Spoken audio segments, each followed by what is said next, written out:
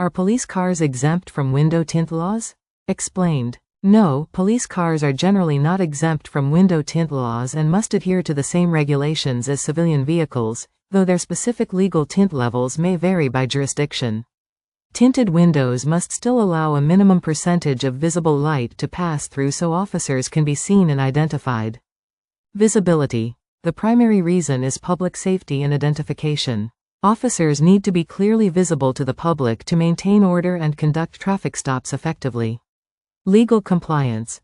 Police vehicles are subject to the same traffic laws as civilian vehicles, including regulations on window tint. Local laws. The specifics of window tint regulations, including any potential exemptions for certain official vehicles or exceptions for medical reasons, can vary significantly by state or region. Official policy. Even if a police department uses tinted windows, they must comply with the minimum visible light transmission (VLT) standards for their area. How to check your local laws. To determine the exact rules for your area, consult your local Department of Motor Vehicles (DMV) or equivalent agency, as they will have the specific legal requirements.